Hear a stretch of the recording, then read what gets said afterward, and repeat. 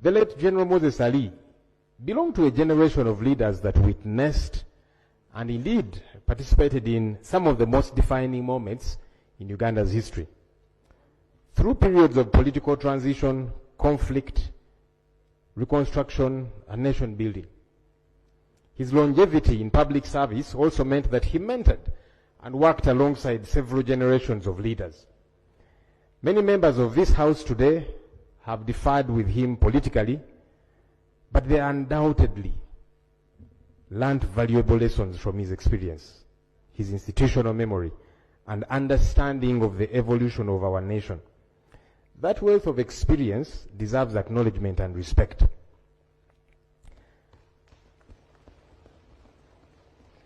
Public service is one of the noblest callings. It demands sacrifice, resilience, and commitment. The late Moses Ali answered that call for much of his life, and for that he deserves our respect and gratitude.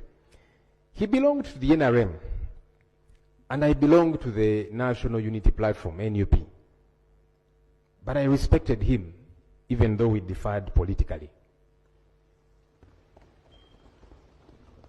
I didn't even agree with the idea of him running for office again, yet he was unwell and needed to take a break. But I still give him his flowers for the service that he rendered this nation over the years. Right Honorable Speaker and colleagues, his passing, however, also invites us to reflect on an important national conversation. Death reminds all of us that beyond our different political parties, ideologies, and contests, we are all temporary custodians of public office. None of us is a permanent fixture in this world, and no position or status we hold is everlasting. So while we hold office, may we cause positive impact. May we be diligent leaders. Let us respect the rule of law and the people of Uganda whom we serve. As we mourn the late General Moses Ali, may this occasion renew our collective commitment to selfless leadership, accountable governance, and service above self. Let us strive to leave behind institutions that are stronger than we found them, and a country that is better because we had the privilege to serve. We welcome the Commander-in-Chief of the Armed Forces who joined us earlier for this tribute session.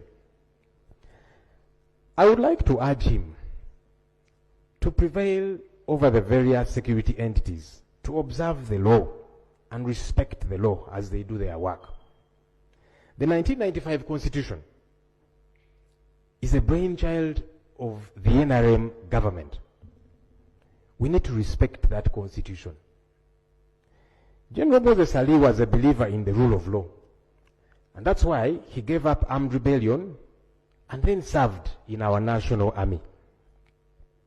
Anyone, whether a leader or an ordinary citizen, can be suspected by the state to have committed any offense, but they ought to be apprehended as the law stipulates, detained in a gazetted detention facility, and produced in court within 48 hours.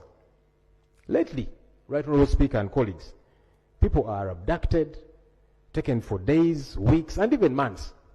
Sometimes they are tortured, their family does not know their whereabouts, and they are not produced in court. This is not right, and we must collectively condemn it. On behalf of the opposition, I extend our deepest condolences to the family of the late Right Honorable General Moses Ali, the people of Adjumani, the Muslim faith which he professed, the Nubian community which he loved dearly, his friends and colleagues, and all Ugandans who mourn his passing. May they find comfort in the years he dedicated to serving this our country. May God grant General Moses Ali eternal rest and comfort his family in this very trying time. For God and my country. Right Honorable Speaker and colleague members, I'm Shamim Malende, Woman Member of Parliament for Kampala District. Right Honorable Speaker, on behalf of the people of Kampala, I rise to pay tribute to the fallen General Moses Ali. who is before us here. Right Honorable Speaker, we extend our heartfelt condolences to the family, the people of West Nile, the Muslim fraternity, and the nation at large. From an Islamic perspective, Right Honorable Speaker, death reminds us that every soul shall return to Allah, and what remains are those good deeds. General Moses Ali, the late, championed unity, particularly amongst the Muslim community, and he also encouraged coexistence of all persons, irrespective of their background, political affiliations, or faith. To join Parliament in paying tribute to the late Honorable General Moses Ali. And I want to take note that we've had this before here, and I've not seen one death that has brought former members of Parliament as we are here. So, Rastafarian? Rastafari, who God bless no man curse. God bless.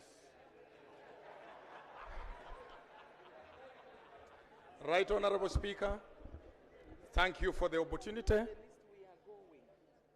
I raised to pay tribute as well, and second the motion for paying the tribute to the late. Around 1976 or thereabout, Moses Ali was in my place in the Bumbo, Bugisu region, southern. As a children, we had grown up with one of his brothers or relative or whatever called Aliga. Little do we know that Aliga was equally state operative then. That's when I saw a young soldier, very beautiful, of average build, very smart, and handsome as well, by the way you are, Right Honorable Speaker. And those were the early contacts which I had. We as the people of Bumbo, we have the Nubian community, and my constituency in the Bulo East equal as well, pay tribute, especially to the family. But very lastly, my father is 86 years. That indicates that the late is my father. And to my colleagues, especially the children of the late, know that much as I'm 61 years, I'm also a son to him. May his soul rest in peace. Thank you. Honorable Rose Obiga.